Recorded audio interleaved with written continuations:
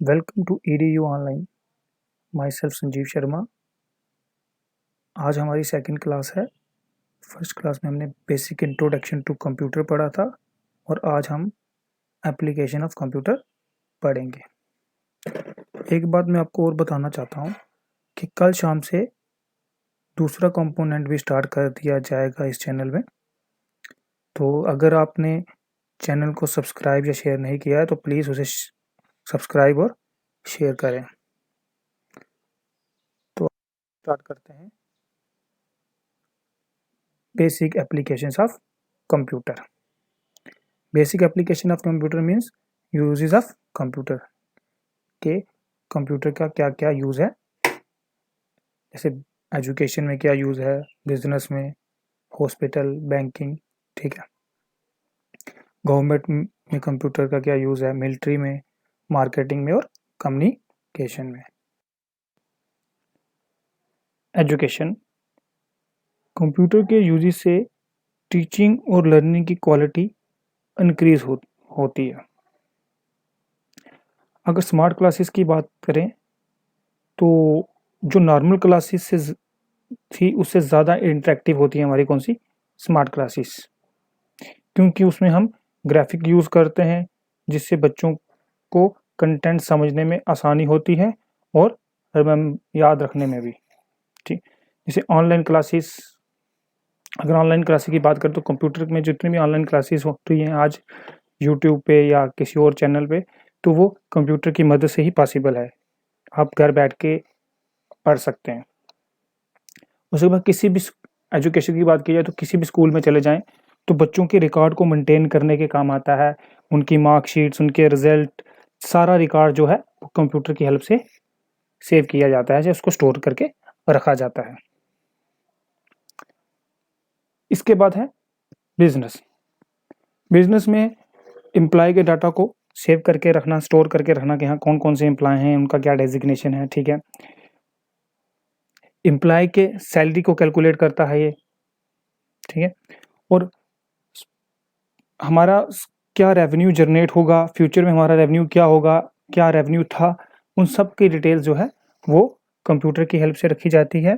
और कौन से प्रोडक्ट हैं जो सेल हो रहे हैं, कौन से नहीं हो रहे हैं, इन सब का जितना भी इंफॉर्मेशन है वो कंप्यूटर में स्टोर रहती है। जैसे डिफरेंट प्रोजेक्ट बनाए जाते हैं कंप्यूटर की हेल्प से। जैसे कोई भी प्रेजेंटेशन बनाई जाती है, प्रेजेंटेशन के थ्रू अपना प्लान समझाया जाता है, तो ये सारी चीज़ें जो हैं वो कंप्यूटर से ही पॉसिबल हैं। उसके बाद हेल्थ। हेल्थ में कंप्यूटर का क्या रोल है। कंप्यूटर एक इम्पॉर्टेंट पार्ट बन गया है हमारे हॉस्पिटल का। जैसे कि पेशेंट के रिकॉर्ड को स्टोर करना, मेडिसिन के रिकॉर्ड को स्टोर करके रखना, ईसीजी, अल्ट्रासाउंड या सीटी स्कैन, जितने भी टेस्ट हैं वो कंप्यूटर के थ्रू ही किए जाते हैं। किसी भी बीमारी के कारण पता करना कि इसको ये बीमारी क्यों हुई है, कौन सी बीमारी है, उन सब जो है वो कंप्यूटर की हेल्प से किए जाते हैं। जितने भी टेस्ट होते हैं वो कंप्यूटराइज होते हैं और उनके रिकॉर्ड को सेव या उनकी जो भी रिपोर्ट जनरेट की जाती है वो कंप्यूटराइज की जाती है। सपोज करो कि कोई हार्ट पेशेंट है, तो उसके लिए क्या है कि सपोज करो कि वो बीमार हो जाता है, हॉस्पिटलाइज किया जाता है उसे, तो अब उसकी हार्ट बीट क्या है, हर एक सेकंड में उसकी हार्ट बीट और ब्लड प्रेशर को हमें ऑब्जर्व करना है, तो उसके लिए जैसे हाइब्रिड कंप्यूटर यूज़ किया जाता है। तो इन सब जितनी भी चीज़ें हैं वो सब किससे बनी हैं, कंप्यूटर से, और कंप्यूटर की हेल्प से ही की जाती हैं। जैसे एक मेडिकल शॉप की बात करें, हम मेडिसिन लेने जाते हैं तो वहाँ एक कंप्यूटर में एक बैठा होता है एक एम्प्लॉय, तो हम उसको बोलते हैं ये मेडिसिन चेक करना, वो उसी वक्त सर्च करता है और बता देता है जी हाँ जी ये मेडिसिन है या नहीं है। तो वो भी उन्होंने एक सॉफ्टवेयर बनाया है जिससे वो डेटाबेस है, वो चेक करते हैं हाँ जी हमारे स्टोर में ये चीज़ है या नहीं है। तो देखो कितना आसान बना दिया गया है कि अब पहले क्या था, अगर दुकान पे जाते थे तो वो वहाँ का एम्प्लॉय पहले चेक करता था हाँ ये मेडिसिन है या नहीं है, तो आज वो सिर्फ कंप्यूटर पे डालता है और हमें बता देता है जी हाँ जी मेडिसिन आप है या नहीं है, अगर है तो कहाँ लगी है, इवन के ये भी बता देता है वो, ठीक है। और उसके बाद बैंकिंग, ऑनलाइन अकाउंटिंग फैसिलिटी। अब देखो बैंकिंग में इसका क्या रोल है, मेंटेन करता है ये कस्टमर के अकाउंट्स को, लेजर्स को अपडेट करने के काम आता है। जितने भी इलेक्ट्रॉनिक फंड्स ट्रांसफ़र किए जाते हैं वो कंप्यूटर की हेल्प से किए जाते हैं। और किसी भी तरह की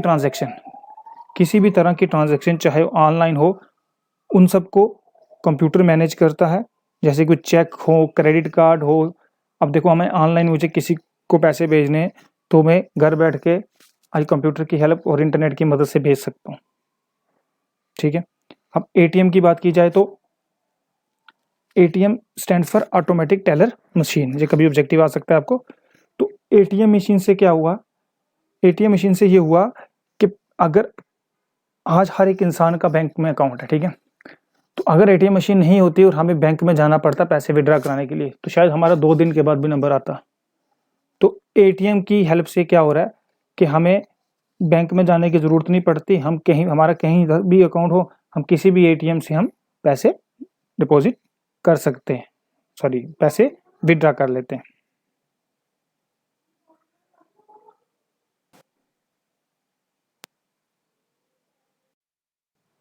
उसके बाद गवर्नमेंट में जैसे बजट बनाने के काम आता है, sale tax department, income tax department में इनकम कैलकुलेट करता है, income tax department male female की रेशियो चेक को कम कैलकुलेट करने के काम आता है, वोटर लिस्ट को कंप्यूटराइज बनाने के लिए, वेदर फोरकास्टिंग के लिए, ठीक है। अब वेदर फोरकास्टिंग के लिए एक अलग से कंप्यूटर यूज़ किया जाता है जिसको सुपर कंप्यूटर बोलते हैं, ठीक है। एक नॉर्मल कंप्यूटर से हम वेदर फोरकास्टिंग चेक नहीं होता वेदर को, ठीक है। मिलिट्री में मिसाइल्स कंट्रोल, मिलिट्री कम्युनिकेशन के लिए, मतलब मिलिट्री ऑपरेशन एंड प्लानिंग के लिए कि उनका कौन सा ऑपरेशन है, क्या प्लान है, थ्रू जी अब इसमें क्या कर सकते हैं वो जीपीएस के थ्रू कि हाँ आपको इस लोकेशन में करना है, तो वो जीपीएस की हेल्प से वो अपने प्लान को बनाते हैं। स्मार्ट वेपन्स यूज़, कुछ ऐसे वेपन्स हैं जो सिर्फ जिनमें प्रोग्रामिंग हुई है वो कंप्यूटर की हेल्प से चलते हैं। नेक्स्ट मार्केटिंग, जैसे कि मार्केटिंग में आगे एडवर्टाइज, हमें कोई भी चीज़ एडवर्टाइज करनी है, सपोज करो कि हमने एक कंपनी खोली है तो उसके एडवर्टाइजमेंट के लिए हम क्या करेंगे, ऑनलाइन एड्स देंगे, सोशल मीडिया पे डालेंगे, तो उससे हमारा एडवर्टाइज करना इजी हो गया, ठीक है। होम शॉपिंग जो है वो कंप्यूटर की हेल्प से ही पॉसिबल हो सके कि हम आज ऑनलाइन कोई प्रोडक्ट देखते हैं, उसे ऑर्डर करते हैं और वो हमारे घर पहुंच जाता है। कम्युनिकेशन, कंप्यूटर की वजह से थ्रू आउट द वर्ल्ड लोगों से हम कनेक्ट कर सकते हैं इजीली। जैसे कि सोशल मीडिया की साइट की बात करें तो जैसे कि फेसबुक, इंस्टाग्राम, इन ऐप के थ्रू हम अलग अलग लोगों से कनेक्ट कर सकते हैं, ठीक है। ईमेल, ईमेल की बात करें तो पहले के वक्त क्या होता था, कुछ इम्पॉर्टेंट इन्फॉर्मेशन अगर हमें शेयर करनी होती थी तो हमें पोस्टल मेल से उसे भेजते थे। उससे क्या होता था, हमारे उस इन्फॉर्मेशन को टाइम लगता था, सपोज 5 दिन 10 दिन लग जाते थे हमारे उस मैसेज को पहुंचने में। पर अगर हमें कोई इन्फॉर्मेशन शेयर करनी है तो हम इलेक्ट्रॉनिक मेल, ईमेल के थ्रू हम क्या करते हैं, हम सेंड कर सकते हैं और हमें कुछ ही मिनटों में उसका रिस्पांस मिल जाता है। जैसे कि हमें आप सपोज करो कि आपको किसी से मिलना है, ठीक है, तो आप नहीं मिल पा रहे हैं तो आप वीडियो कॉन्फ्रेंसिंग के थ्रू आप उससे बात कर सकते हो। वो आपके सामने आपके कंप्यूटर पे उसकी इमेज होगी और उसके कंप्यूटर पे आपकी इमेज होगी, आप एक दूसरे से बात कर सकते हो। तो ये थी हमारी एप्लीकेशंस ऑफ कंप्यूटर। बहुत सी एप्लीकेशंस और भी हैं कंप्यूटर की, पर मेन एप्लीकेशन जो थी जो मैंने आज आपको पढ़ाई, तो ऐसी तो कोई जगह नहीं है आज के कंप्यूटर का यूज़ कहीं ना हो, ठीक है। अब मैंने कुछ इंपॉर्टेंट फैक्ट्स डाले हैं, इससे आपके क्वेश्चन आ सकते हैं जो इंपॉर्टेंट फैक्ट्स मैंने डाले हैं। जैसे कि पहला, फादर ऑफ कंप्यूटर कौन थे हमारे, चार्ल्स बेबेज थे, जिन्होंने क्या बनाया था, एनालिटिक इंजन बनाया था। इन्होंने डिफरेंस इंजन भी बनाया था, पर एनालिटिक इंजन की वजह से इनको फादर ऑफ कंप्यूटर बोला जाता है क्योंकि उसमें इन्होंने ALU का कंसेप्ट दिया था।